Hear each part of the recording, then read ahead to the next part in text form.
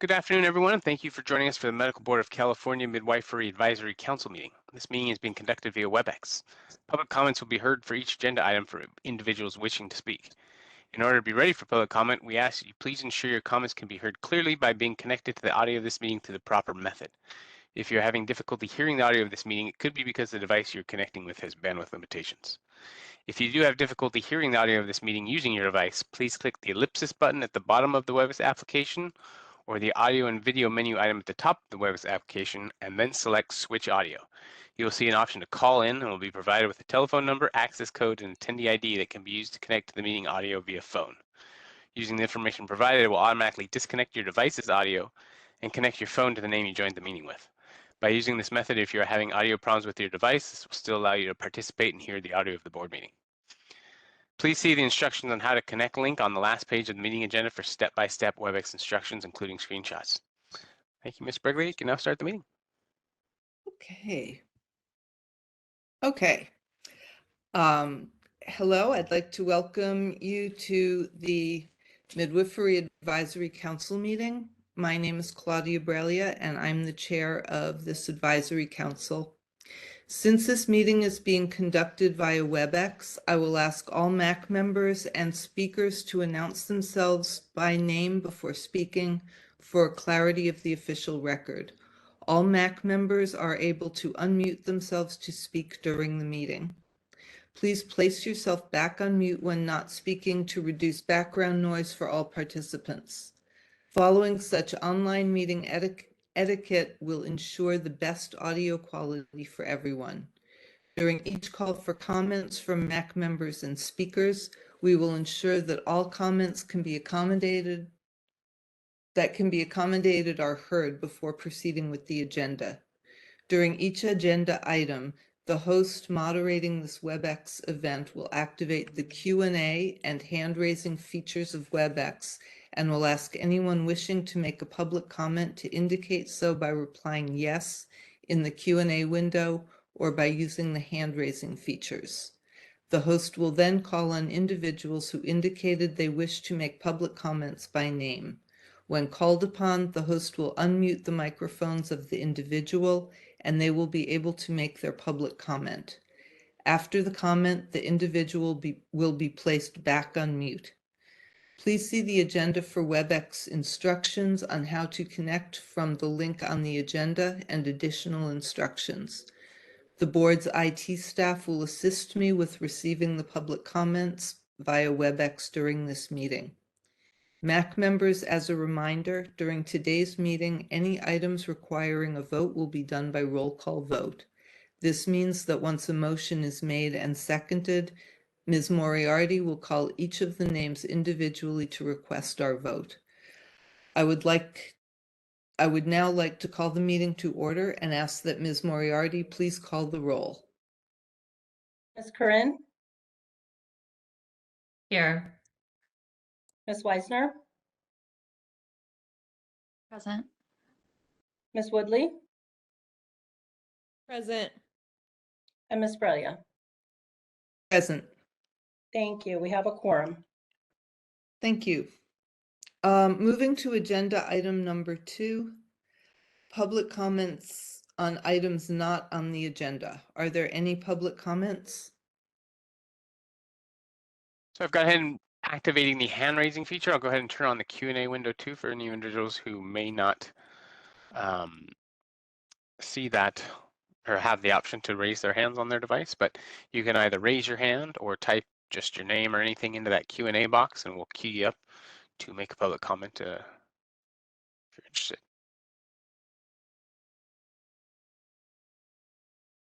Give everyone a few seconds here just in case.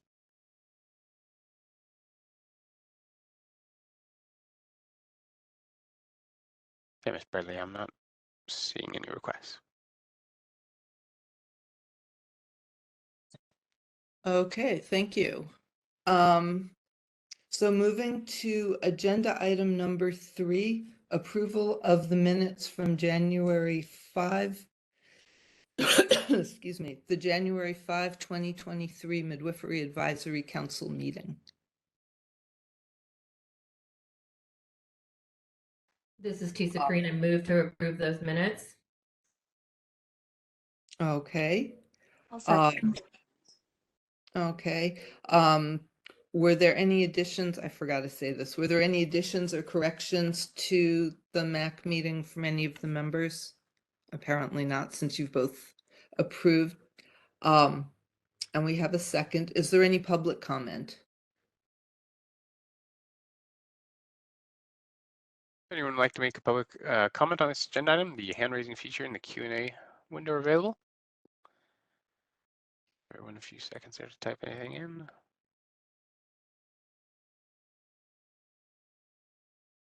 Not seeing any requests this time.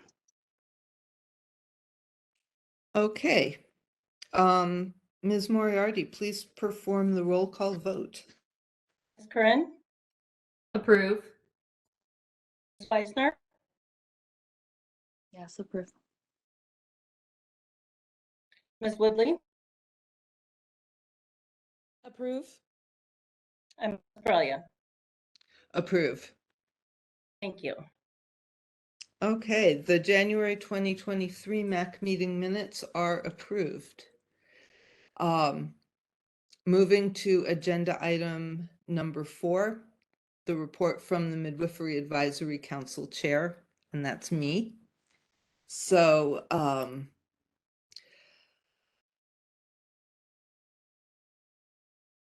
wanted to let you all know that Ms. Webster, who was voted in and attended her last meeting in January, is moving with her family to New Zealand. So she has resigned from the Midwifery Advisory Council. And this is my last meeting as a member of the Midwifery Advisory Council. I have been privileged to be on the MAC for 2 terms and have been in attendance at many, if not most, of the meetings since its inception. I don't remember how long ago it was, but it's been quite a while. In the early days, the MAC was vibrant and active, and midwives came from all over the state to attend the meetings in person. In later years, with COVID, and then in the interests of saving money, so when we do finally get our independent board, we haven't spent it all on meetings. We've changed to WebEx, which is not a real midwife-friendly medium for having meetings. So the meetings have changed, the nature of the meetings have changed, and we don't have as many people attending, and we are still doing good work, and we're really important in maintaining the visibility of midwives and maintaining a presence within the medical board. So I would like to see the MAC continue to be a relevant force in California midwifery.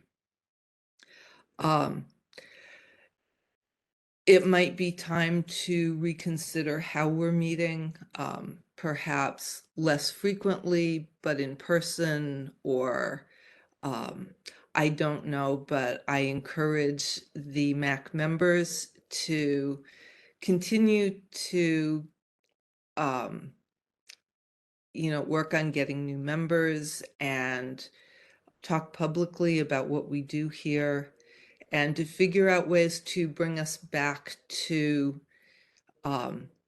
being such an active and vibrant force in California midwifery as we were at the start. And I would like to thank all of you and the medical board staff for all the support and help that you've given us, that you've given me personally, and the midwives since the MAC has been established. I was just laughing when I signed in that now at my last meeting, I have finally figured out how to seamlessly get on using WebEx. So I finally mastered it, but Anyway, thank you all, and it has been a privilege to serve as a member and as chair of this committee.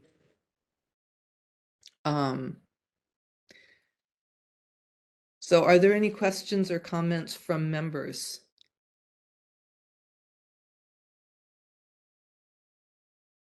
Okay, are there any public comments? The hand raising feature and Q&A window are open for anyone wishing to make a public comment. Ms. Weisner, if could I do an audio check with you real quick too? Or one of the attendees is saying that they can't hear you when you speak, but your sound was working fine earlier. Can you hear me? Yeah, it's coming through clearly. I guess. I have a comment.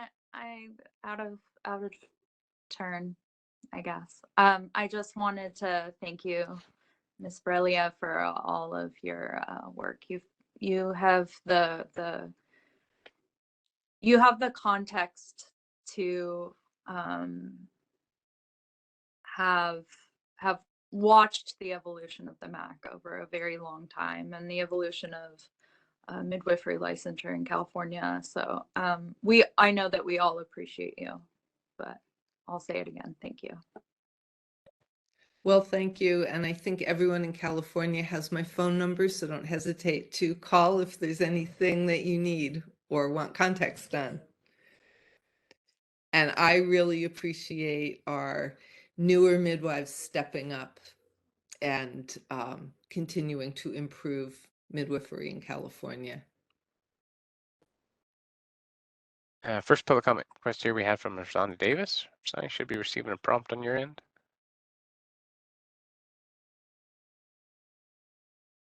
Looks like your line's open, Rosanna. Are you there? Yes, can you hear me? Yeah, please go ahead. Yes, Rosanna Davis. I just wanted to echo what Madeline said, that your service is greatly appreciated by myself and midwives around the state. Not only in your capacity here on the MAC, but in the on behalf of the profession in California and nationally. So thank you for your service. Thank you, Rosanna. Thank you for your comment. I do see one call-in user as well, and just to let call-in only users, if you're on a phone only, you can press *3 in order to toggle raising your hand that way too, if you wish to make a public comment. At this time, I'll go ahead and leave all the hand raising and the Q&A box enabled, but I don't see any additional requests in queue.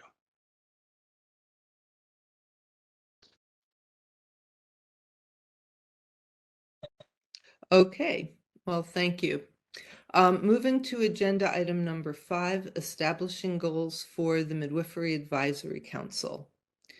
Our current goals are Medi-Cal issues, the licensed midwife annual report, additional reporting language, and the LMAR worksheet, the creation of the LMAR worksheet, and the midwifery school application information listed on the board's website.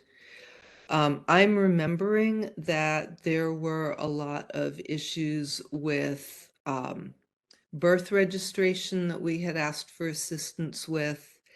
So I'm wondering what has been happening with that. I know that the medical board wrote a letter, and since I am not actively practicing in California at this time, I don't really know. And because the areas were also different, I don't really know how that's been going for midwives, if we need to revisit that. And as I stated in my report, I think it might be worth, as a goal, deciding where to go with the MAC. But since I am no longer going to be on the MAC, I will let the current members discuss that. So, are there any comments or questions from the members? This is Tisa. I think the birth registration saga would be an excellent goal for the MAC to put on their their radar. I know that down here in the southern part of the state, there's definitely a lot of just a lot of issues with midwives getting the right information from vital statistics. Each county is having different requirements, and a lot of us work in multiple counties. So I know that that's still, I know it for down in this area for sure, it is definitely an issue for midwives.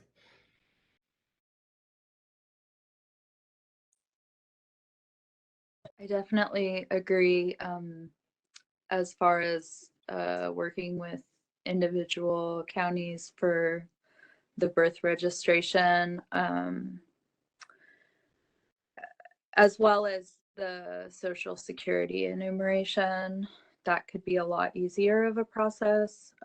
It's pretty dark that it got easier for us in Sacramento just because we had to do everything through the mail for 3 years. But I know that there's a way to figure this out that is within our scope at the MAC. The last time that we talked with someone at Vital Records, they basically had just told us no, right? We had a midwife, we had like a MAC Vital Records meeting with them a few years ago, and they just said, no, we're not letting you into our computer program. But I would love to revisit that, given that we have seen a pretty substantial rise in midwife attended births in the state. And we know that it would result in more of these children being registered, which I think everybody wants, right? So I don't know what we're allowed to do though, as far as contacting. I mean, it would be through CDPH, right? Which is a state agency. So maybe the medical board and CDPH could schedule a meeting together with us. I don't know. Or we could get CALM involved. Always. Anyone else have ideas? I think this is something we can put on the agenda for the next meeting, and we can bring back everything that the MAC has done on this subject and go from there. Great. sounds Thank you. Thank you. Yes. And I have that on my list of things to put on the agenda for the next meeting. Are there any other comments from members? I do have another suggestion. It's something that I would like to suggest that goes on the goals list, goes along with the same theme as birth registration, is access to hearing screenings for home birth clients. So that's been a real problem as well in a lot of areas around the state. Most of us can perform the congenital heart defect screening within our own practices, but almost everybody doesn't have access to hearing screening equipment and have to refer out for this. So, and that's kind of been a thorn in a lot of midwives' side, is actually getting that referral service completed, either through a pediatrician or the hospital service that already performs it for the hospital births.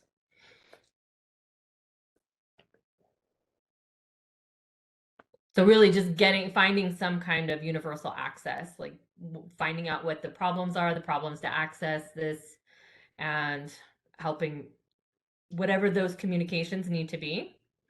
And maybe, possibly, we just need to put that on the agenda, but possibly there's some grants out there that can get midwives the hearing screening equipment that have larger practices, and they can perform these hearing screenings geographically for midwives in their area.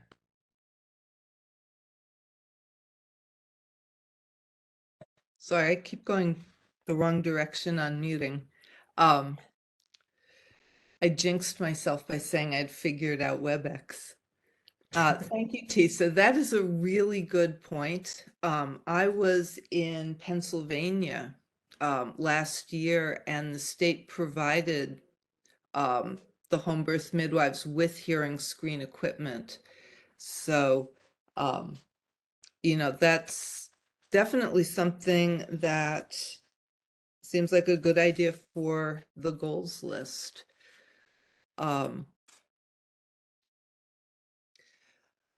Ms. Moriarty, how do we go about putting things on the goals list? Does it go on the agenda and then, or to add to the goals list, or how do we do that? We can put that on the agenda at the end of the meeting when we talk about agenda items. So I've made a note and we can add that to the agenda. Okay, thank you. Okay, any other suggestions for the goals list? All right, anything from members? Any public comments, I mean? No problem. Anyone wishing to make a public comment, you can use the hand raising feature, type something into the Q&A window, and for anyone on a call-in only line, you can press *3 in order to toggle your hand. Everyone a few seconds here to see if anyone queues up.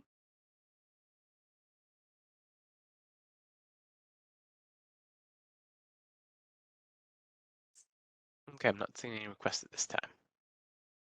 Okay, thank you. Moving to agenda item number 6, that is our report from the task force and possible action on Medi-Cal related issues from Ms. Quorum.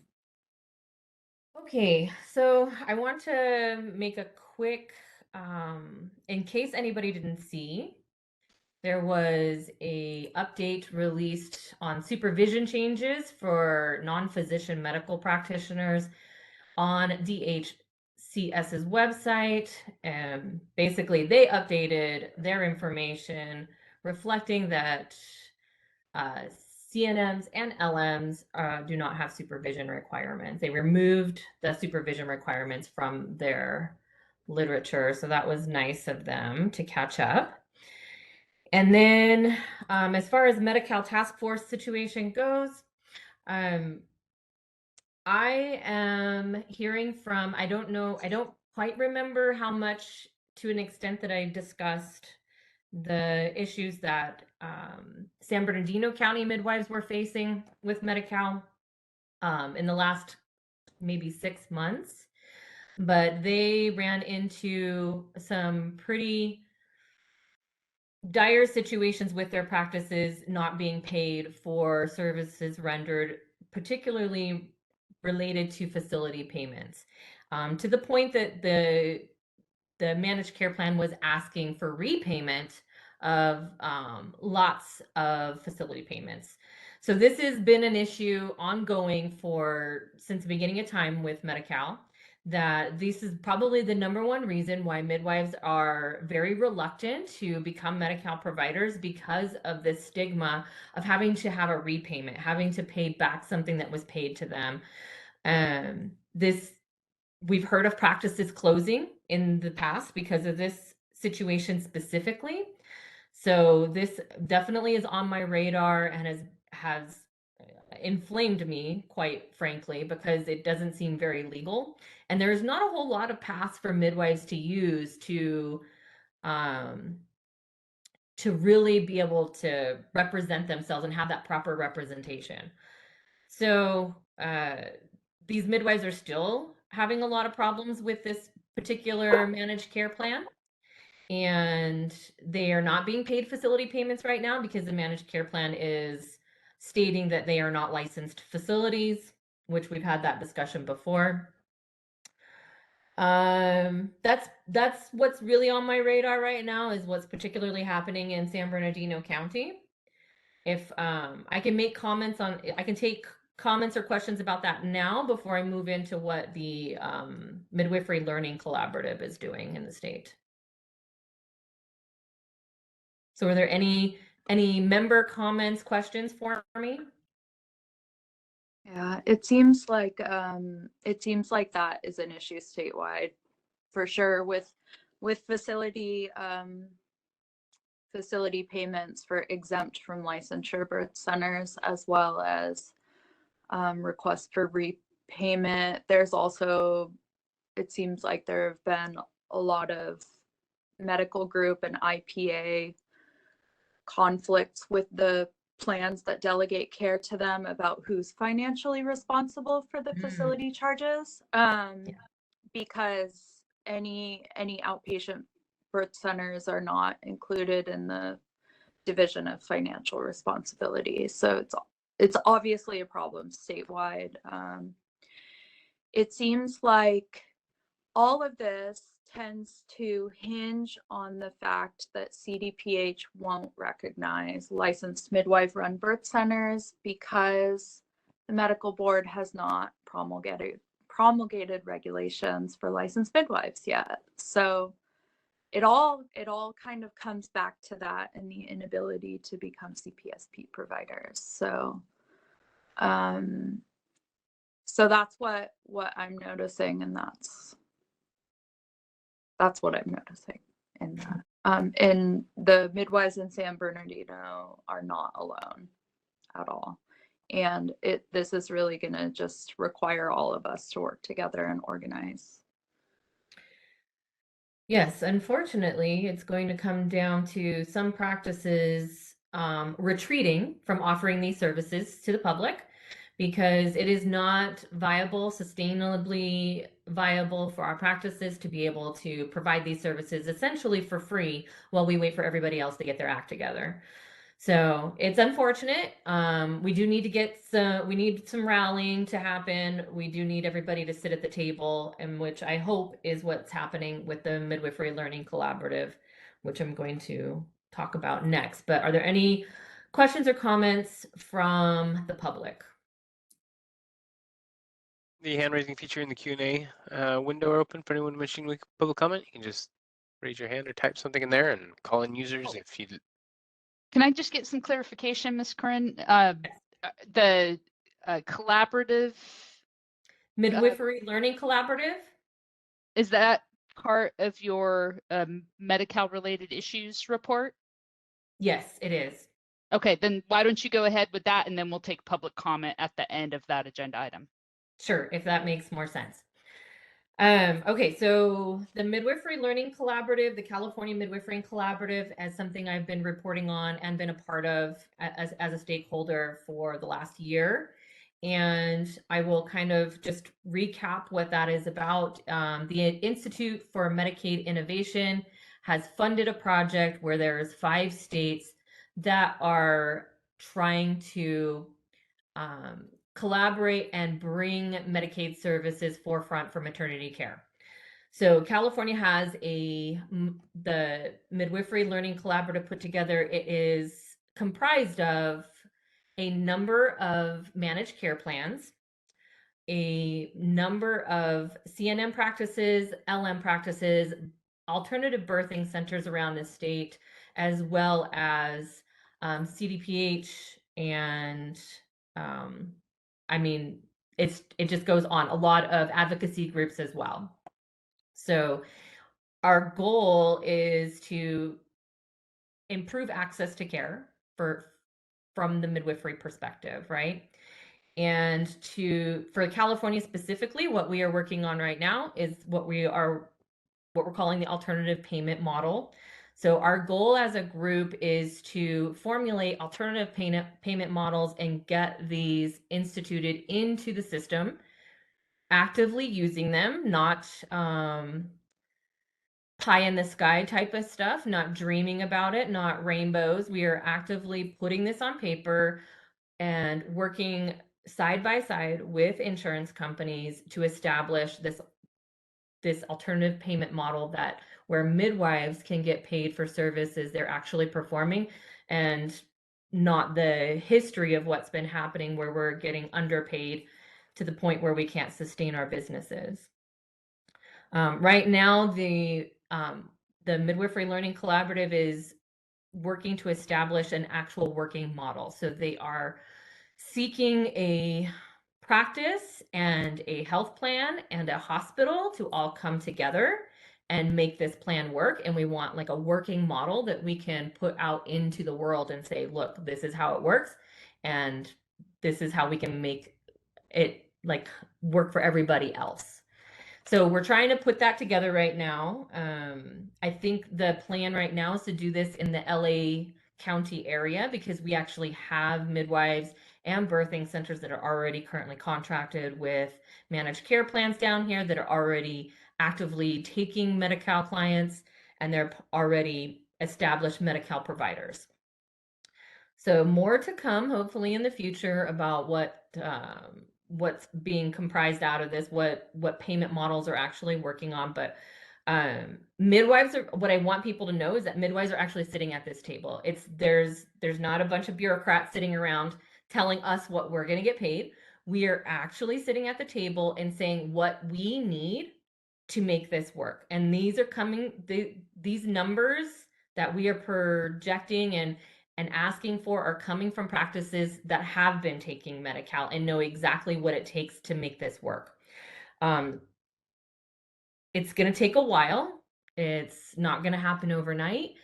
And so it is going to be slow progress, but I do see that there's a lot of people, there's a lot of stakeholders who are very interested in this process and want to see this get followed through. And there's a lot of interested parties, and one of them are the insurance companies. There's plenty of insurance companies that do want to make this work, even though we have a lot of combative insurance companies in the state not wanting to not wanting to contract with midwives right now. There's just as many insurance companies that are wanting to contract with midwives. So our goal moving forward is to streamline the contracting process for midwives to make it just less abrasive for us, less intrusive on our time and our resources, to make there be a, you know, straight across the board example of like the new midwife coming into practice today can have a set of standards that she would go to an insurance company and say, this is what I expect to be paid for my services, and this is what I'd like to get contracted with. So that's where we are with the Midwifery Learning Collaborative.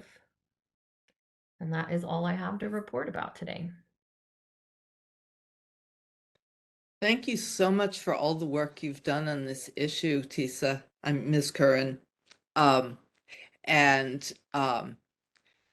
welcome Ms. Wisner on the council as well, because I know she also has a lot of experience working with this and a lot of history. So hopefully we make some really good advances in California.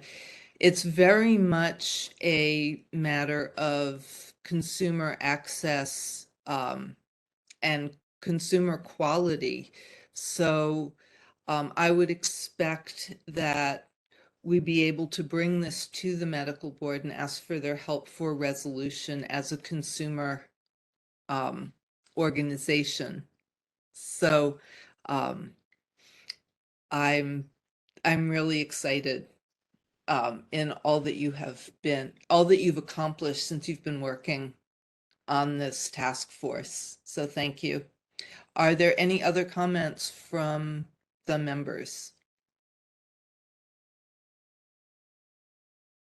or questions? So are there any public comments? The Q&A window and the hand raising features are enabled. Anyone who would like to make a public comment, go ahead and use either of those. And if you're on a calling line, you can press *3 in order to toggle raising your hand. Give everyone a few seconds here.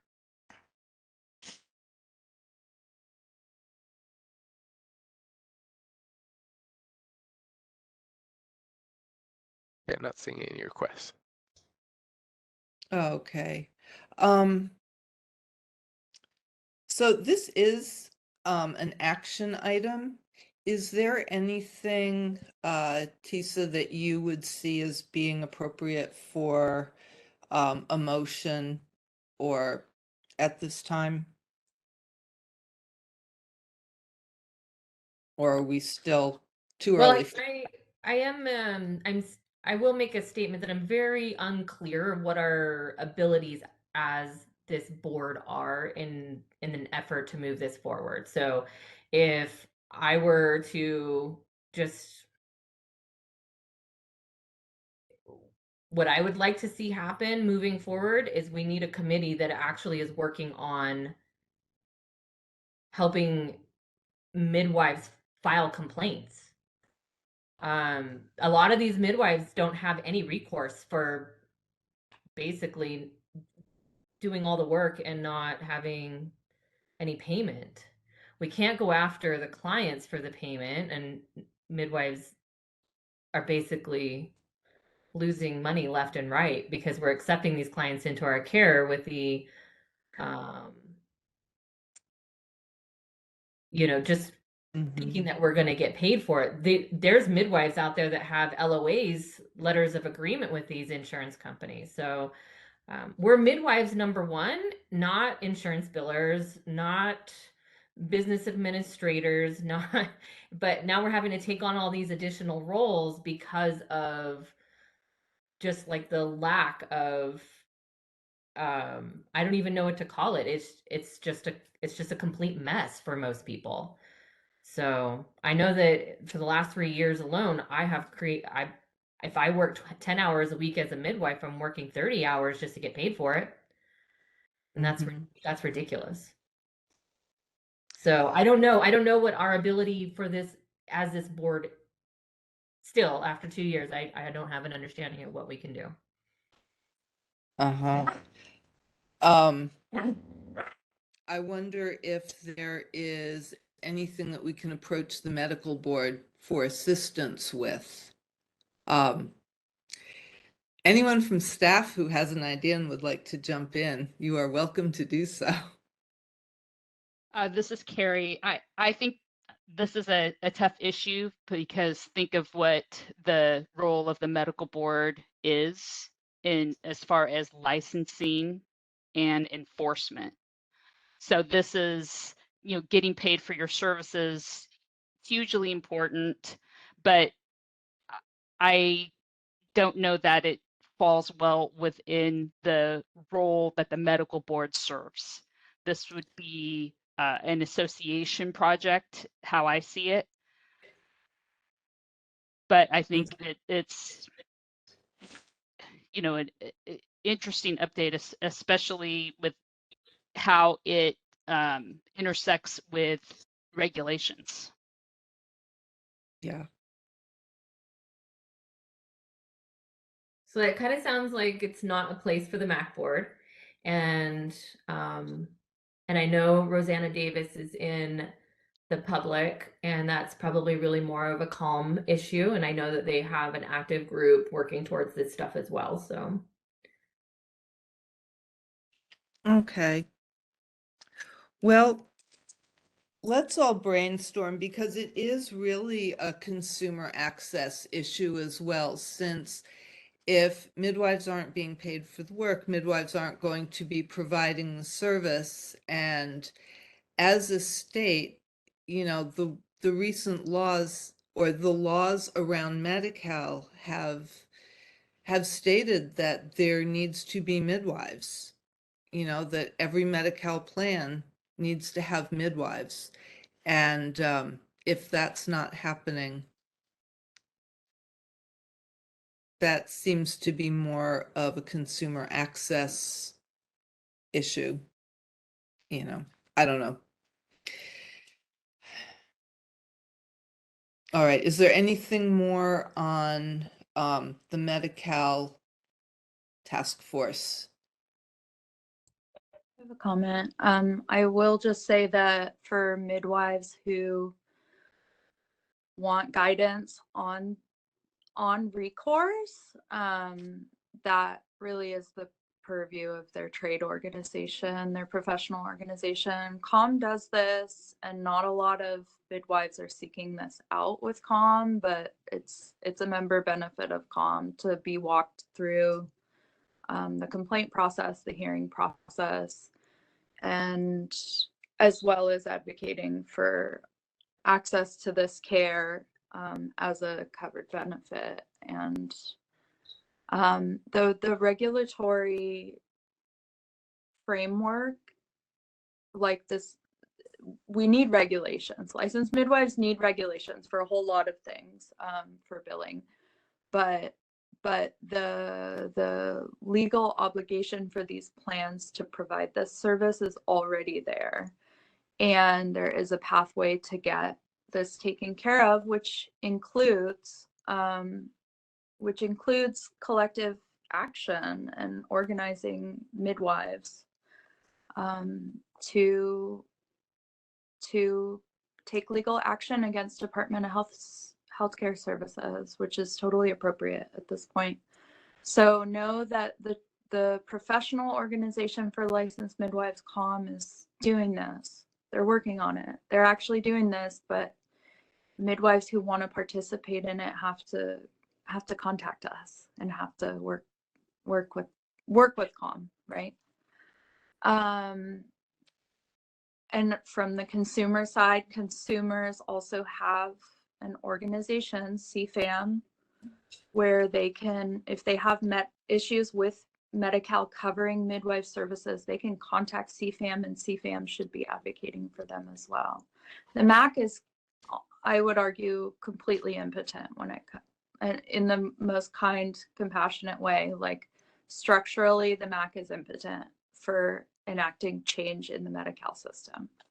They're just too separate, but there are entities that are working on these things for sure. Well, that's good to hear. Thank you, Ms. Wisner. Since we've had more conversation on the board, do I need to ask for public comment again? I'm not seeing. It's not a requirement. You're welcome to. All right. We didn't have comment before, so I'm going to assume that we have talked this out.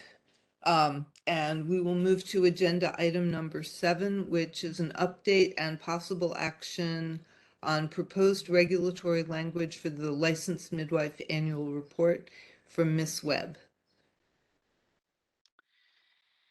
Good afternoon, members. Thank you for your service on the MAC and for your time today.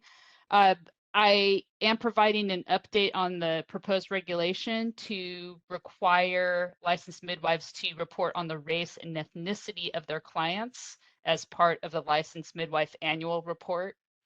The proposed language approved by the MAC was submitted to the Department of Consumer Affairs and or DCA, and DCA has substantive edits to the proposal that we are still working through relating to the LMAR registration requirements and information that must be supplied by midwives. So our one sentence proposed reg has now turned into multiple subdivisions. And so I had to have a meeting so I could understand why these proposed changes were necessary. I do understand, but we are working through some of the nitty-gritty of this, including having a framework for how the race and ethnicity will be collected. So they recommend that it be a more specific tool provided. So staff is researching that so that we can bring a template for your review and approval. So I will provide a further update at a future MAC meeting, and I'm happy to answer any questions.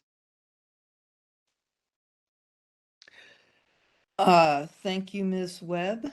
Are there any questions or comments from the members? Yes, Ms. Webb, is there a way that MAC members or members of the public could look at the proposed language of these pages of things, or is it not ready yet?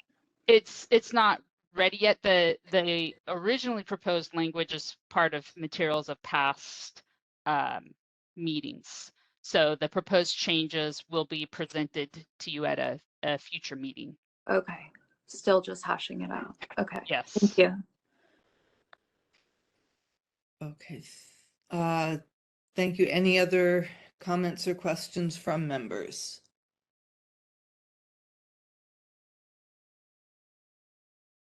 And are there any public comments?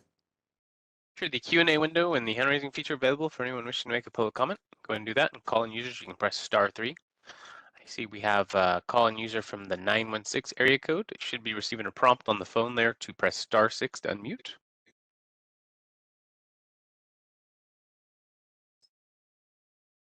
Hello, User, this is ah, Danielle Abe from the community.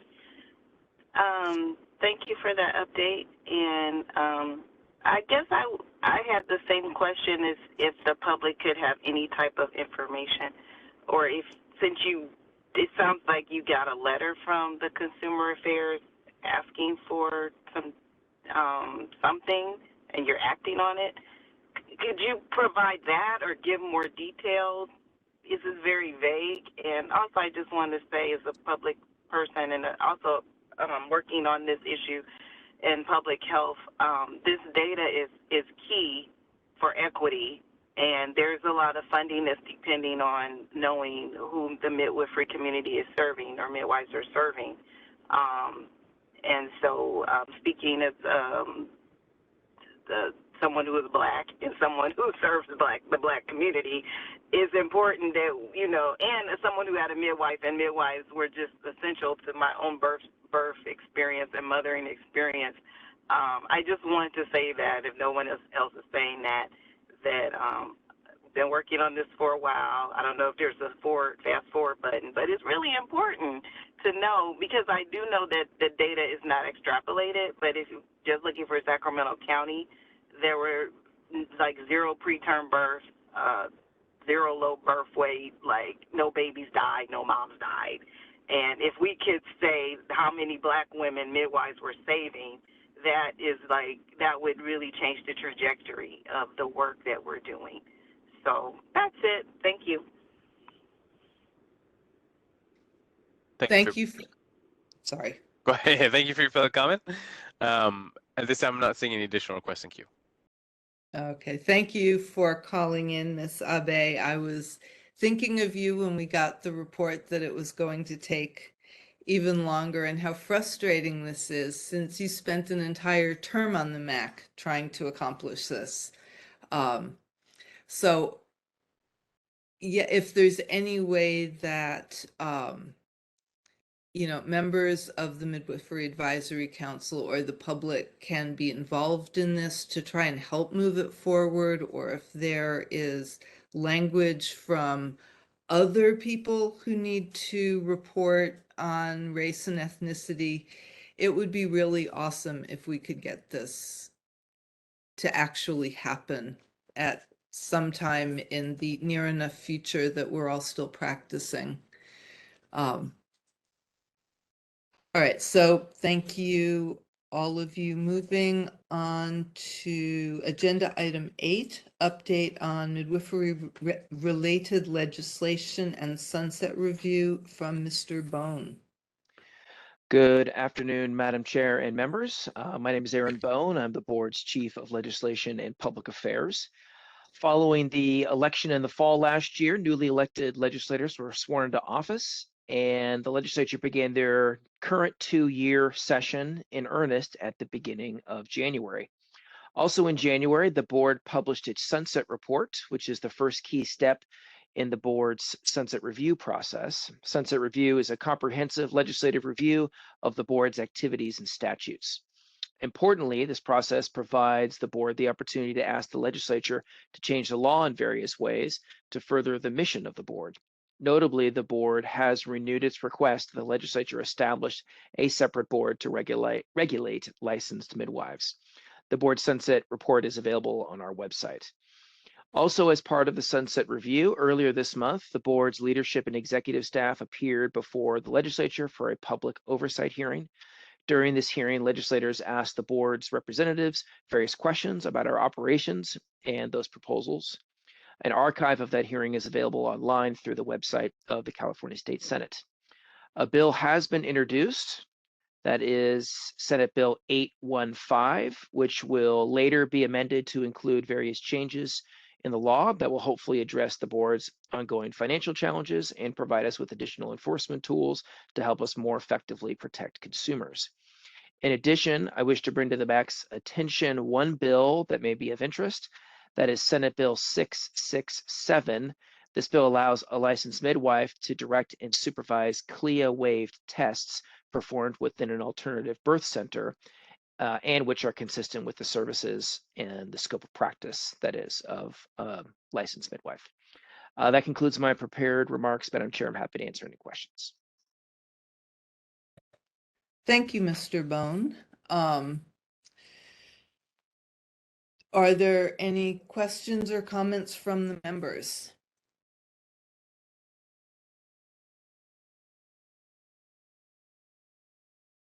Are there any public comments? The hand raising feature in the Q&A box are available. Anyone wishing to make a public comment? I can go ahead and do so that way. Not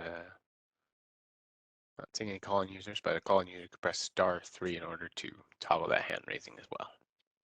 Give everyone a few seconds here.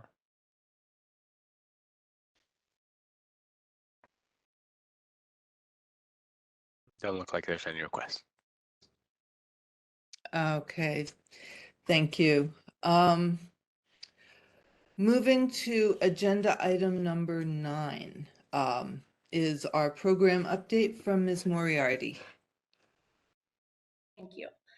Please turn to tab 9A1 for the Midwifery Program Licensing Statistics. In the second quarter of fiscal year 2022-2023, the board received 4 new applications, issued 6 new licenses, and renewed 54 licenses. Please turn to page 9B1. In the second quarter of fiscal year 2022-2023, the board received 60 transfer of planned out of hospital, delivery to hospital reporting forms for licensed midwives.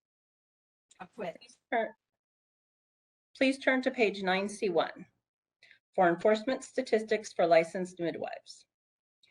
In the second quarter of fiscal year 2022-2023, the board received 4 complaints and referred none for investigation. Please turn to page 9C2. In the second quarter of fiscal year 2022-2023, the board received 1 complaint for unlicensed midwives. Please turn to page 9C3 for enforcement statistics for transfer of planned out of hospital, delivery to hospital reporting forms for licensed midwives.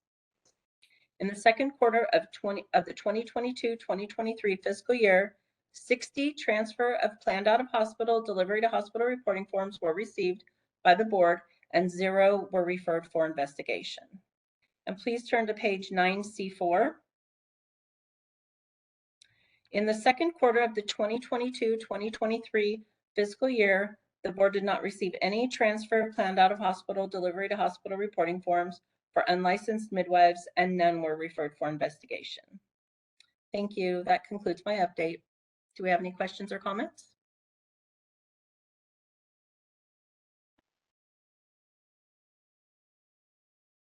Thank you, Ms. Moriarty.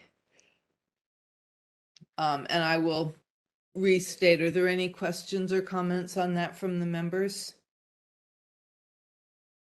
And are there any public comments? Go ahead. I'll go ahead and poll real quick here for public comments. Anyone wishing to do so, you can raise your hand or type something in the Q&A box. Everyone a few seconds. Not seeing any requests at this time. Okay, thank you. Moving to agenda item number 10 is the discussion and possible action on licensed midwife annual report reminder letter and worksheet from Ms. Quorum. Yes, thank you. So if you open up agenda item number 10, you will see the worksheets that I have developed. So essentially what we're looking at is we want to give midwives around the state an opportunity to collect this data throughout the time that they are practicing throughout the year, rather than trying to clamor for it at the very last minute that they need to do this report. There's a lot of data that goes into these reports, so what I found was very overwhelming for me particularly was going through each question and then having to search all of my documents for the data that it was asking for. So instead, this first document shows you how this is an Excel worksheet that has been put into a Word document, but essentially if you start listing all of the clients per their date of delivery, whether or not it was a breach, a precipitous breach, by the county that they were born in, their gestational age, and their birth weight, all of this data will be pretty available to answer the first handful of questions that are on the report. Because this is the data that they're looking for. They're looking for how many clients did you serve that birthed with you, how many of them were breech, how many of them were precipitous breech, what county were they born in, and they're looking for babies under 2,500 grams, I believe, or over 4,500 grams. I could be completely wrong, but listing those birth weights in there will help you be able to determine, like when it asks you that question really quickly, do you have anybody that fits that criteria? And this is probably more helpful for practices that have maybe 50 or more clients a year. Maybe some midwives that are only serving 20 to 30 clients can collect this data pretty quickly within their medical records. But still, it will help you collect this data fairly quickly and get through the report easily. The next page, I think, is just a continuation of this one. Yep. And then if you continue down, I think this was also just a continuation. So I developed a worksheet that I feel like is helpful if you fill one of these out with each of your clients throughout the year, because the questions that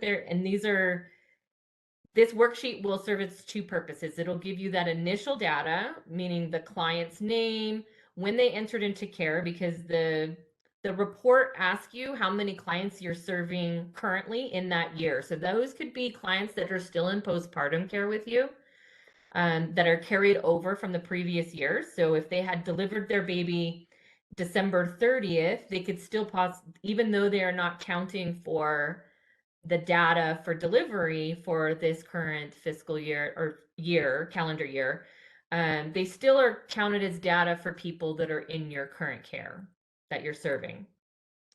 And the same goes for people who are not currently, that are still pregnant and have not delivered their baby yet. So on December 31st, everybody who has not delivered their baby, that data is also collected as well. So you'll want to know if they had an antepartum termination, whether that was a transfer or a termination of care, whether they had a miscarriage, whether they left your care for non-medical reasons or medical reasons. This is all information that's collected on the data. If you want to just scoot right back up a little, I'm not done with that part yet. Thank you. The date that the onset of labor began and the date of the actual delivery is data that's collected as well. So this, again, was all information that when I had to put it in the computer, I had to do a lot of back and forth looking for it. Information about whether the baby was vertex or breech and what the delivery weight was. There is a separate set of VBAC information that's collected in the report. And these questions would help you answer those fairly quickly as well, like how many prior vaginal deliveries had the client had, how many prior cesareans, and how many VBACs had that person had, including this delivery. If you want to move down just a little bit more. And then these go into the transfer information. So every time that you had the transfer, you needed to answer a whole slew of information of what went along with that transfer. So these are all the separate questions that were in the report right after on your transfer form. So if you answer these, let's say you made this document a part of closing out your 6-week postpartum visit with somebody, then you would already have all this data collected and ready for this report. Go ahead and move all the way down. Yeah, so I basically feel like I just put the questions as I was answering the forms myself. I put all the questions on this. That way I would know what I need to put in this. It could definitely use some refining as far as making it look prettier. But ideally, what I think would be super helpful is being able to give midwives a way to document the data throughout the year and then have it all like ready to go when they sit down at the computer and just get it over with, right? I felt like in previous years, I definitely had started my report and then I was like, oh man, now I got to go get that. And then I didn't have time for it. And I might've came back to it a couple days later. And actually looking back on my previous reports, I actually have 2 years of reports that were unfinished, believe it or not. And I didn't even realize that because probably what happened is I ended up at a couple of births and I totally forgot about it. And in my mind, thought I had completed the report because I sat down and did it, but I probably didn't finish those transfer forms at the very end. So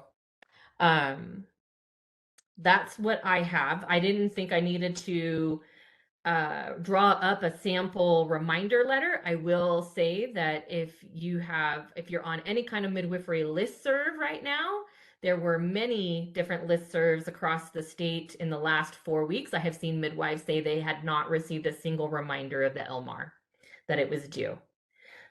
So that's been a constant conversation for the last 4 weeks. I got a letter, I think maybe the beginning of February at my place of business. But I did see many midwives commenting in listservs saying that they had not received any kind of information about the LMAR. And whether we all know that we have to do this, but the point of this project, the goal of this project was to find ways to get more midwives to commit to doing the reporting and how we could help them get it done more effectively and efficiently. So this is what I've come up with, was a reminder. I don't know if we can set up we've got a 90-day, 60-day, 30-day, and a 10-day reminder for email. And then it sounds like the board is already sending out a letter to people, like a physical letter in the mail, but those email reminders are probably going to be a lot more helpful for the midwives. And then these worksheets could be helpful again for collecting the data ahead of time, so they know what data they're actually going to need, and it would help them just get the report done in a much shorter period of time and be way less invasive on their practice. That's all.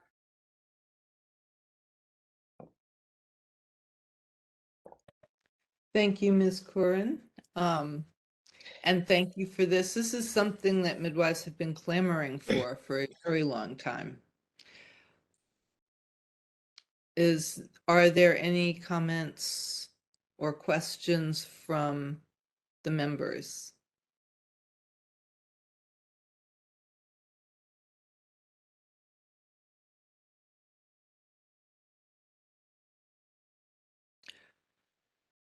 No. How do we envision getting this out there?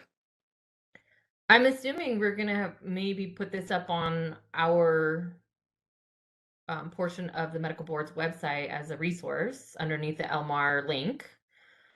That's how I envision it. What does everybody else think? I think that would be good. I think to do that, it would be good to have a formal vote from the members that to acknowledge you've reviewed this and that you approve it to go on the website as a tool. Not that midwives have to use it, but as a helpful tool if they so desire. But we need a formal vote for that.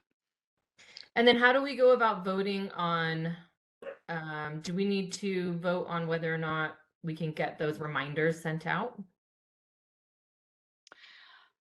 That we need to have an understanding if that's a resource issue for staff, and or whether this can be automated in some way. So Who's our techie person? Who is it? Who's the person who sends out the emails? Well, first, I mean, maybe Ms. Moriarty can explain what's happening now to remind midwives to get the LMAR done. We currently send a letter, and then we also send a follow-up letter. If we don't receive the reports, we send the follow-up letter around the end of April. So because we do place a hold if we haven't received the LMAR report. So a follow-up letter will be sent to those midwives that have not yet reported. I know that the board is also working on doing an email blast and letters for next year. So we are working on a project to make sure we have email addresses for all licensed midwives so that we can send that out as well next year. Okay. So it looks like that first we have to have public comments, but then we can make a motion to approve this as a resource that midwives can use to organize their information for the licensed midwife annual report. Do you have anyone else from the council that would like to speak? Any public comment? Q&A window and the hand raising feature available for anyone wishing to make a public comment there.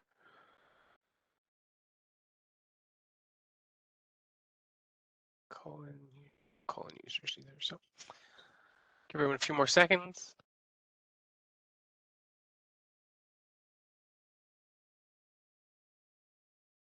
Okay, not seeing any requests at this time. Okay, thank you. So I would like to make a motion that the members of the Midwifery Advisory Council approve this document and recommend that it be posted on the midwifery section of the medical board website as a tool for midwives in submitting or in gathering information to submit their licensed midwife annual report annually. I'll second.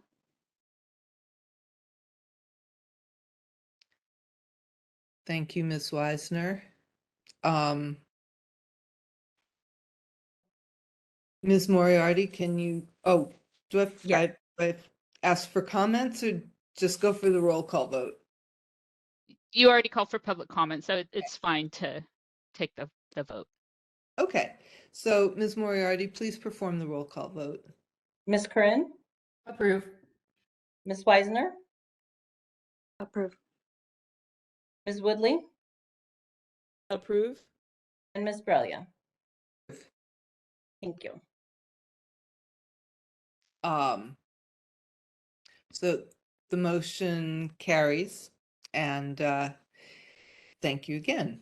All right, so moving on to agenda item number 11, discussion and possible action on midwifery school information listed on the board's website, from Ms. Moriarty. Thank you, Ms. Brelia. In March of 2022, the MAC requested more information on the board's website as to how a midwifery school can apply to be listed as a board-approved midwifery school.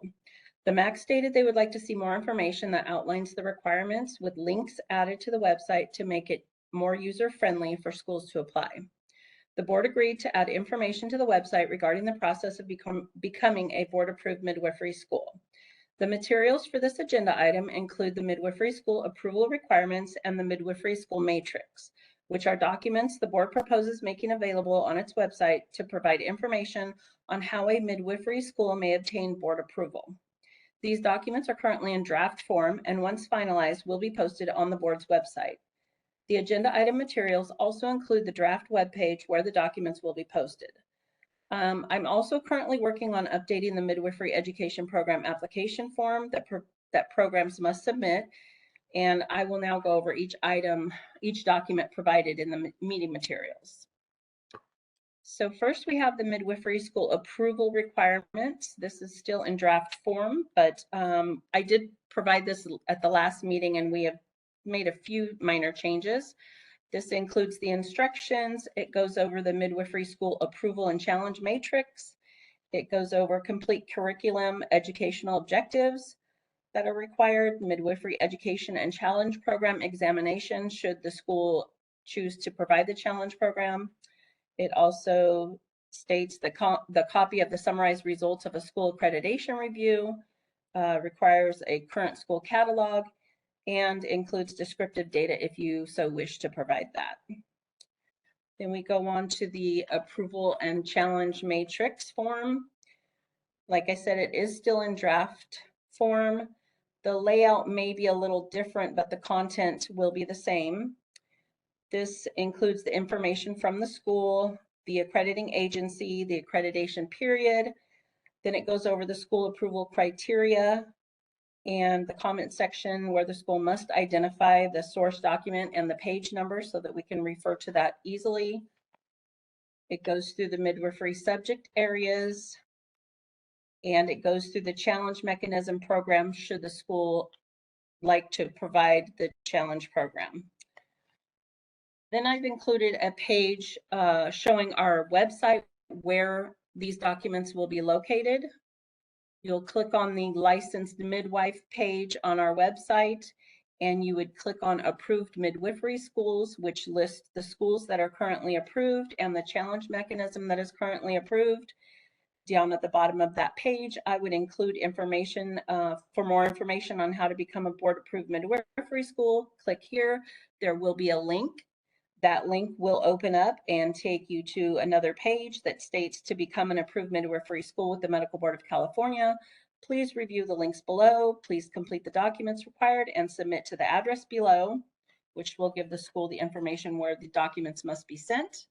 Then there will be additional links with the school approval requirements and the school matrix with my information for more questions. And I'm happy to answer any questions and appreciate any feedback any of the members may have regarding this information. Thank you, Ms. Moriarty. That actually includes all of the things that I had asked about at our last meeting. So I'm very pleased to see this. Does anyone else have comments or questions? This looks pretty thorough. The only comment I wanted to make is we really need some more schools. That list is looking pretty dainty there. Yes.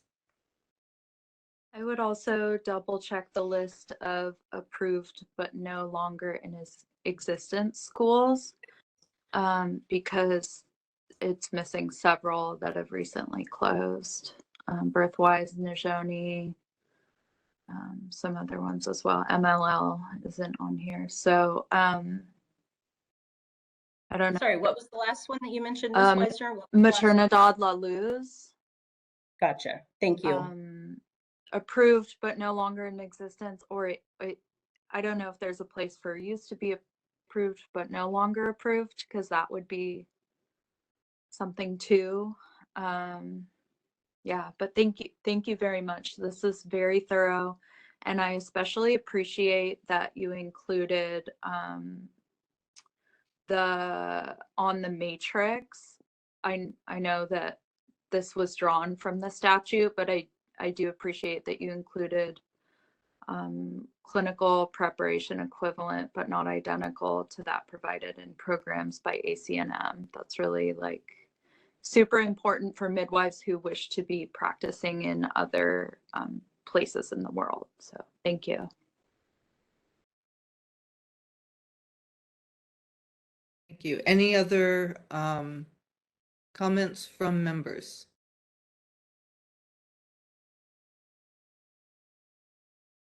Is there any public comments? Sorry, while I was displaying it, I did see a couple comments here asking or making a few comments here. I don't not clear if it's to actually make a public comment or not. They're asking to scroll up at one point. I'm just going to go ahead and see Andrea Ferroni, if you're willing to make a public comment, go ahead and unmute there, and we'll let you go ahead and ask any questions you may have. Yes, sorry, my voice is pretty weak. Most of my questions were answered, and my question was, how often do you look at it to drop schools off? Because Birthing Way is also missing. And then I have a comment, which is, if any MEAC approved school is approved, why not link to the MEAC website to be the most current?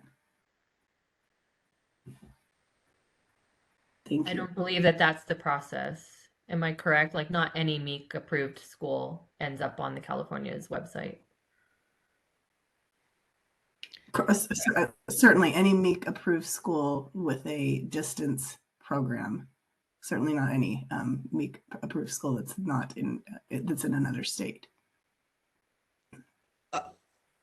I believe that MEC accreditation is one of the requirements for California approval, but the school itself has to go through an approval process with the medical board. Got it. Thank you. You're Thank you for your welcome. public comment.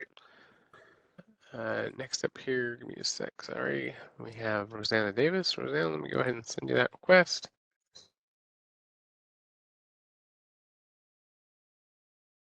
Afternoon, Rosanna, your line's open. Yes, can you hear me? We can. Please go ahead. Rosanna Davis. Yeah, I just wanted to comment. This was very well done. Thank you for doing this, and I'm sure it will be very helpful to future programs applying. Thank you. Great. Thank you for your public comment. This time I'm not seeing any additional requests in queue. Thank you. Do we have to make any action on that? Last time it was an informational thing, but do we need? I don't believe any action is required. Am I correct in that, Carrie? Yeah, it doesn't, this is happening via staff work, so it doesn't require a motion. So we don't need to approve it or anything to make it be real. Great. Okay, so then let's move on to agenda item number 12, the selection of 3 new MAC members, 2 licensed midwives and 1 licensed physician. Ms. Moriarty, can you please update the members on the applications received for the 3 vacant positions on the council? Yes, thank you, Ms. Bralia. In 2023, the medical board posted a recruitment announcement on its website for 2 licensed midwife positions and 1 licensed physician position on the Midwifery Advisory Council. These positions are for a 3-year term that will become effective June 30th of 2023 and will expire on June 30th, 2026. The nominees approved by the MAC today will be presented to the board for final approval at the May 2023 quarterly board meeting. The board received 1 application for the vacant licensed physician position on the MAC. The applicant is Dr. Kenneth James. And the board received 1 application for the vacant licensed midwife position on the MAC, and the applicant is Mason Wilson Tenev. Both applicants were invited to this meeting. The applicants present today have the opportunity to introduce themselves to the MAC and provide a brief statement. Dr. James, would you like to provide a statement? Go ahead and unmute Dr. James. Thank you.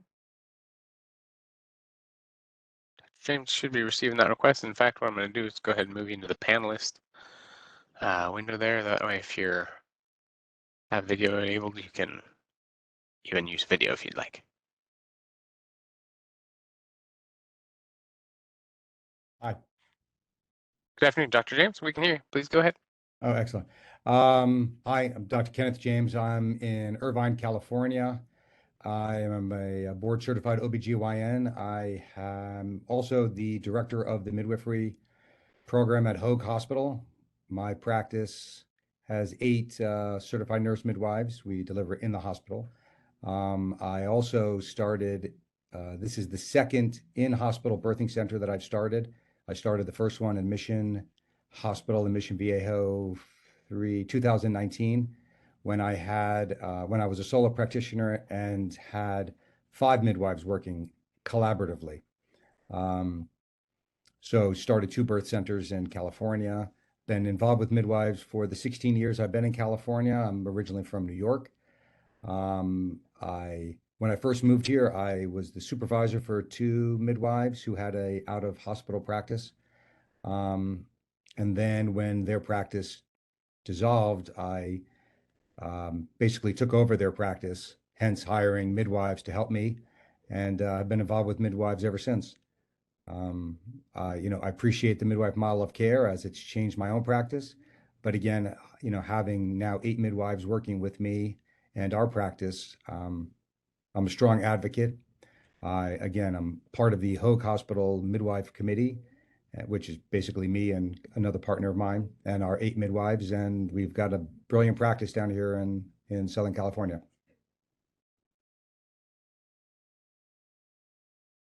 Thank you, Dr. James. Thank you. At this time, the MAC may discuss and make a nomination to recommend an applicant for the licensed physician position to the full board if you choose to do so. Thank you. Would anyone like to nominate Dr. James? Can I ask some questions first? Sure. Hello, doctor. Thanks for joining us today. We definitely appreciate your time. How do you see yourself relating to out-of-hospital birth as most licensed midwives? Well, probably 99.9% of us all work out of hospital. Well, again, one of the birth centers that I was collaborating with did have 2 licensed midwives, and they were delivering out of hospital. I don't have tremendous amount of experience with licensed midwives, but again, I appreciate the midwife model of care. I do appreciate midwives. They've helped me tremendously, and they're really vital in our neighborhood, in our environment, in our area, and our practice is growing and growing, not just because it's certified midwives, not just because they're hospital births, but because they're midwives. So the midwife model of care is my focus more than just the degree beyond their names. But then, I'm willing to learn. I'm an advocate, so my voice can be heard as loud as anybody else's. And maybe with the MD behind my name, it can help, promote things, further. And Fantastic. that wasn't an ego thing. That was just literally, meaning that, you know what I'm saying. Right. Yes. Well, with Midwives, your with your strong history of working with midwives, I wouldn't expect, anything less. You definitely probably are a huge advocate for midwifery care, whether midwives are in or out of side of the hospital. The fact that you're sitting in this meeting today, taking time out of your practice to meet with us, goes beyond measure for sure. Thank you. Can I ask how you heard about the MAC? Email. And I saw the words midwife, and of course I had to open it. And I saw the opportunity, and I felt like it was my calling. As midwife, since I moved to California, it seemed like it was my calling. So that's why. Thank you. Thank you. Yeah. Do we have any public comments?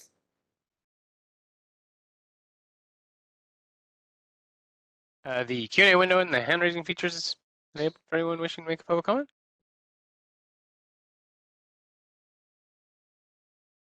Rosanna Davis, let me go ahead and send you that prompt.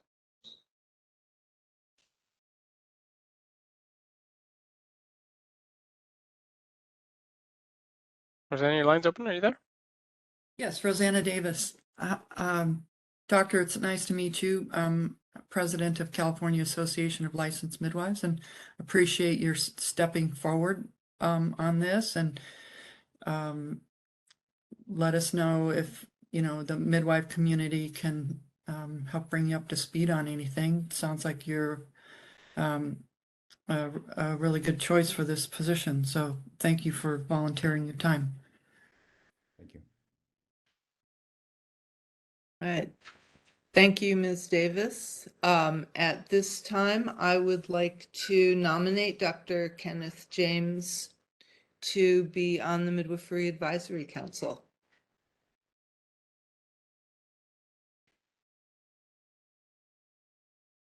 Okay, so we don't need a second for this. So Ms. Moriarty, can you please perform the roll call vote? Yes. Ms. Curran, Approve. Ms. Weisner, Approve. Ms. Woodley, Approve. and Ms. Bralia. Approve. Thank you. Dr. James will be presented to the full board at the May 2023 quarterly board meeting for final approval. Moving on, Ms. Wilson Tanev, would you like to provide a statement? Yes, thank you so much. Hi, everyone. It's wonderful to see all your faces and put names to faces. Thank you again for inviting me back.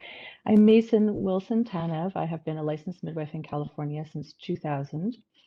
I now work full-time at the San Francisco Birth Center as a staff midwife, and I am a third-year PhD student in anthropology and social change, where I study, research, write, and advocate about the professionalization of midwifery and of allied health professions. My curiosity is, what does professionalization, what does licensure do? How does it support, benefit, and restrict the practice of midwifery? Years ago, I attended MAC meetings, and like Claudia was talking about, Ms. Breves, pardon me, there has been a bit of a sea shift, I think, and I belong to that shoulder generation of midwives who did not have a midwifery advisory council, and now a whole new generation who have been only practicing with. I'm a little bit of the in-between. So I'm one of those people who was very regular at these meetings and then stopped attending for some years. But after being in practice for many years and going back to school, really focusing my academic work on midwifery, licensure, and the professionalization of my calling, it's time for me to give back and to participate more fully in the political and structural aspects. So that's why I'm here after a long absence. And it's my intention to bring my writing, research, and community skills to my practice here with the MAC, if I'm so chosen. I'm also calling in today from beautiful British Columbia, since it is our spring break, so I'm traveling, and I would welcome any thoughts or questions that you might all have. Thank you, Ms. Wilson Tanev. I'm glad to see you back. Do we have any questions or comments from the members? Yeah, I too just wanted to say thanks for coming back. Okay, are there any public comments? The Q&A window is open for anyone wishing to make a public comment, or you can use the hand raising feature. Wait a few seconds here.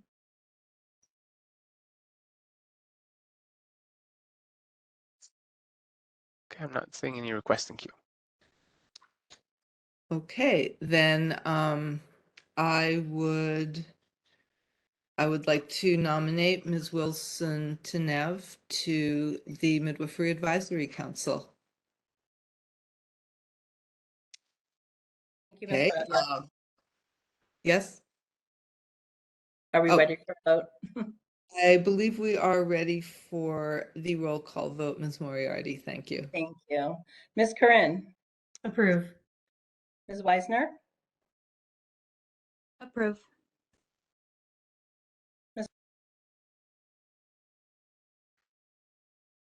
Approve.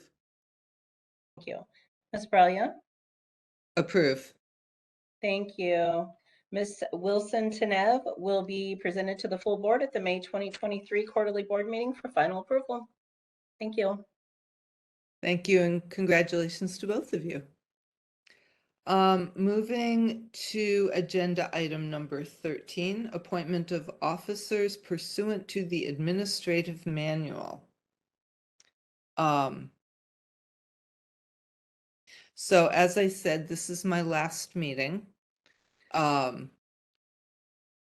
Ms. Quorum is my vice chair for her very first meeting as vice chair. I would like to nominate her to be the chair of this council. Are there any other nominations? Miss Moriarty, were you going to say something? Yes, I was just going to say, Ms. Corinne has not applied for a second term. Right, so. Yeah, I'm not going to be serving a second term, so I apologize. Okay. To be turning that down.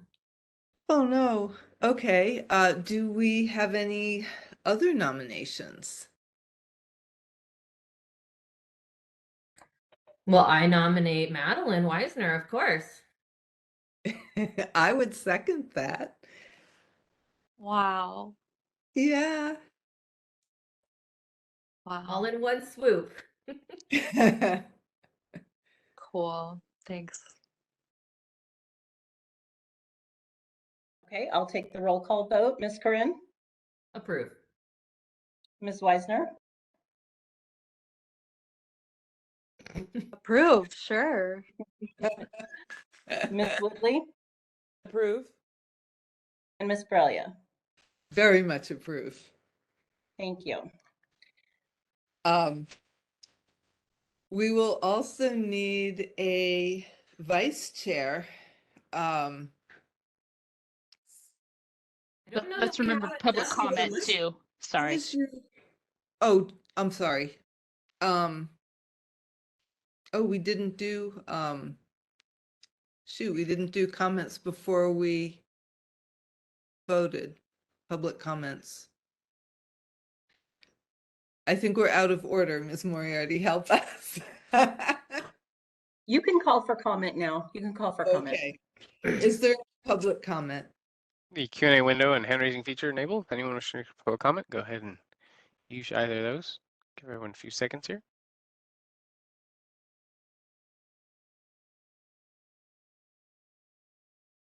I think you're safe. I don't see any requests. Okay. Ms. Corin, when is your last meeting? Will you be here for the next meeting? I don't think so. I think my term is up in June. Can you tell me that? Yes. Okay. That's confirmed. This will be my That last is good. meeting. Okay. So I guess then the question is, if Ms. Weisner would like to call for the nomination of her own vice president, or if we should do that now. Vice chair, rather. I would love to call for nominations. I think that's appropriate. Um, Can I do that? You can you can do that, put this but off for the next meeting too, where there'll be more people if that's that's what you want to do. Yes, please. a good point. That's a very good point. Okay, so we will defer nomination of a vice president, a vice chair until the next meeting. Thank you. Well, congratulations, Ms. Weisner. I feel like I am leaving the MAC in good hands. All right, so we are, okay, we're now on agenda item number 14. Discussion on the new notice to consumer requirements under Title 16 of the California Code of Regulations, Section 1379.4. From Ms. Webb. Yes, good afternoon, members. Again, please turn to item 14 in your materials. And I'm providing information about the notice to consumer regulations impacting all the board's licensees and registrants. So pursuant to Business and Professions Code Section 2026, the board was required to develop regulations to require its licensees and registrants to provide notice to their patients or clients that they're licensed or registered by the board, that their license can be checked, and that complaints against their license can be made through the board's website or by contacting the board. And in response to this statutory requirement, the board added section 1379.4 to its regulations that's applicable to licensed midwives. It did the same for all of its other licensees and registrants. So as of January 1st of this year, all licensed midwives must provide notice to each client that they're licensed and regulated by the board, that their license can be checked, and complaints against their license can be made through the board's website or by contacting the board. The notice does have to include a quick response or a QR code that leads to the board's notice to consumer webpage. And licensed midwives may comply with this requirement by doing one of three things. Posting a sign that complies with the notice requirements, include the notice and acknowledgement of receipt and understanding in a written statement in a language understood by the client or their representative that is signed and dated by the client or the representative and retained in the client's records. And the other option is to include the notice in a language understood by the client or the representative in a statement on letterhead or other document that's given to the client or their representative that meets the font requirements. So in the meeting materials, you'll find a sample sign and notice and acknowledgement of receipt and understanding. The board has posted these on its website. It includes the required QR code, so those are easy to print and post. If the licensed midwife chooses to post a sign to comply with the notice requirement and the sign is not in a language understood by the client or the representative, then the notice must also be provided under option 2 or 3 described earlier, but only if the board has provided a translated document for your use. So the board has provided translations in 12 of the most common languages used in California based on the last census. And you do not have to pay for translation yourself. So with regard to providing care in a home, this can be complied with simply by, putting a sign on a tabletop, countertop, and so long as it's in a language understood by the client or the representative, you would be in compliance with this requirement.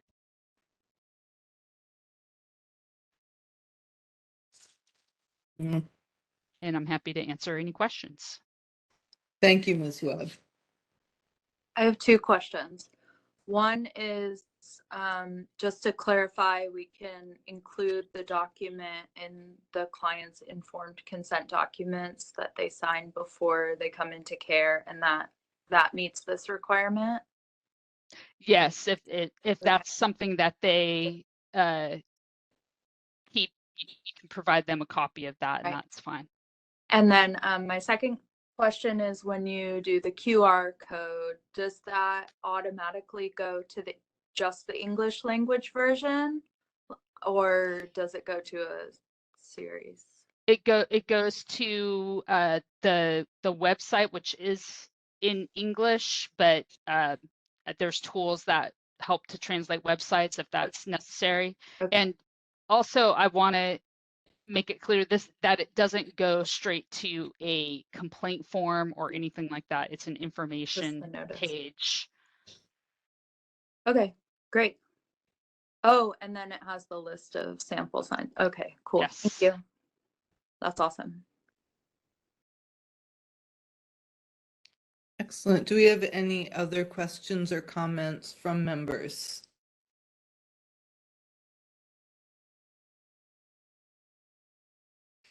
Any comments from the public? The hand raising feature in the Q&A window is open for anyone wishing to make a public comment. Just go ahead and do either of those. We'll give everyone a few seconds. See if we have any call-in users. Okay, I'm not seeing any requests at this time. Okay, thank you. So our next agenda item is number 15, future agenda items. So our standing agenda items are approval of minutes, a report from the MAC chair, establishing goals for the MAC, the update on the midwifery program, and update on midwifery related legislation,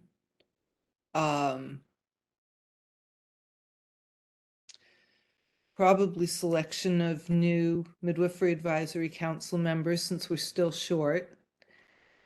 Do we have other standing agenda items that I've missed? Australia, I'll go through the items I have, and please let me know if there's anything that you believe is missing. I have approval of the minutes from the March 30th, 2023 MAC meeting, report from the chair, establishing goals. I wanted to know if you want the report from the Medi-Cal task force. I know Ms. Corinne was running that. Did you want to keep that on the agenda for the next meeting?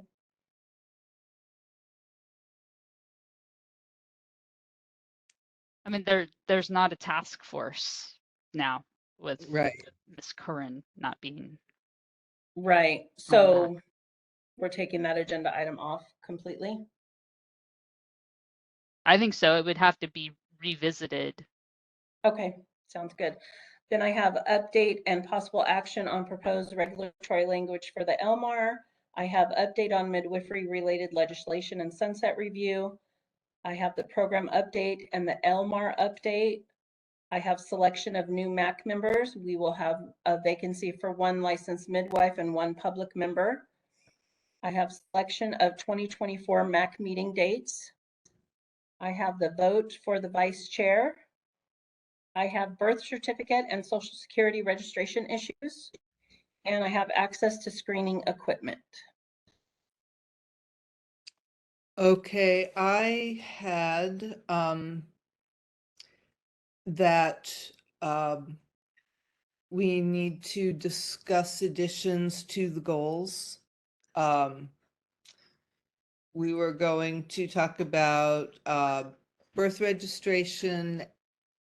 Did we have that on there? Yes, yes, we do. Birth certificate and social security registration issues. Okay. Mhm. Yes, okay. And That I sounds did keep establishing goals as well. okay. Okay, and then so you guys can revisit whether you want to keep Medi-Cal on the list at that time, whether you want to reestablish, but we don't have without Ms. Corin, we don't have a Medi-Cal task force. So let's see. Do any members have agenda items for the next MAC meeting? I have agenda items for the next MAC meeting. I would like to have HCI on the agenda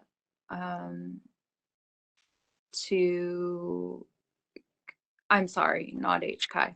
I would like enforcement to be on the agenda to clarify what active legislation and regulations are being used in enforcement, so that the MAC we do this periodically so that the MAC has a record of it. I'm happy to add myself to the Medi-Cal task force too. Happy to do that if we need that. Yeah, we need an enforcement conversation.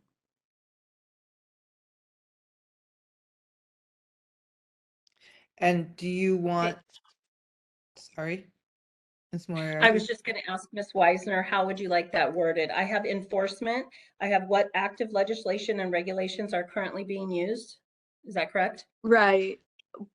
I know that in the past we've had someone go through and talk about the steps of enforcement. So from a complaint to a suspension or a probation, like what those steps are. And I think the MAC needs to review those as for the new members, if just that, as well as I know that the enforcement department is undergoing a lot of big changes. That was talked about at the medical board meeting. I think having something specific to licensed midwives would be good. Could be an overview of the enforcement process. Yes, thank you. an investigation process. Yeah. Okay.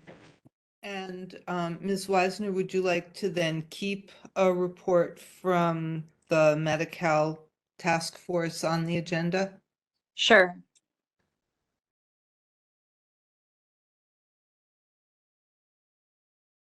Okay.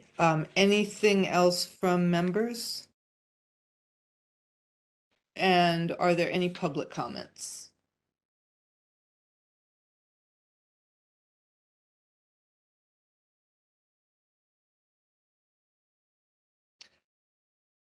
Sorry about that. I thought I was off mute. The hand raising feature in the Q&A window open for anyone wishing to make a public comment. Go ahead and queue up in there. We'll give everyone a few seconds.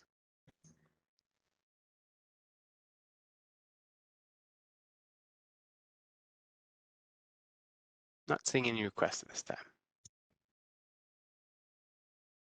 All right then.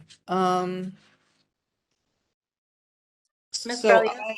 yes. I would like to thank you for your time on the MAC, and Ms. Corinne, you as well. Thank you both very much on behalf of the board.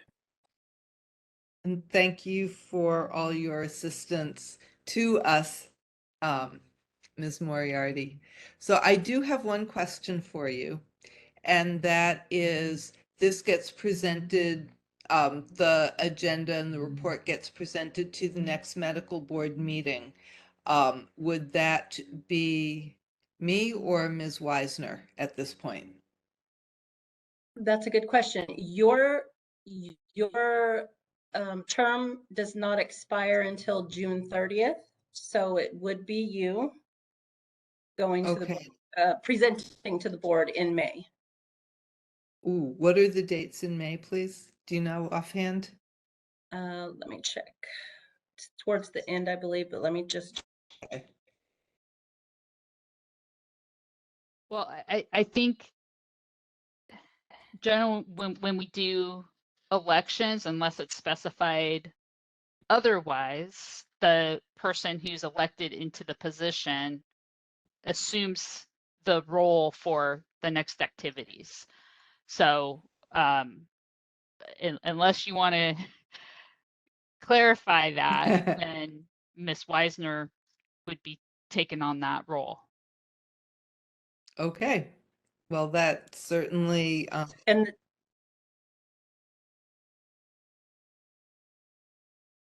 Ms. Wisner, the dates will be May 17th through the 19th. The MAC presents usually on the last day, so it'll be May 19th, just to let you know. And where? And I will be in that contact meeting? with you. Oh, okay, great. Good. It is WebEx. I'll be in contact with you. Oh, okay, great. I'm Thank sorry, you. it'll be Oh, is it? We're holding it in person in Sacramento Oh, in perfect. May, but I believe that there will be hybrid possibilities because we're doing it at the Department of Consumer Affairs. Cool. Awesome. Thank you. All right.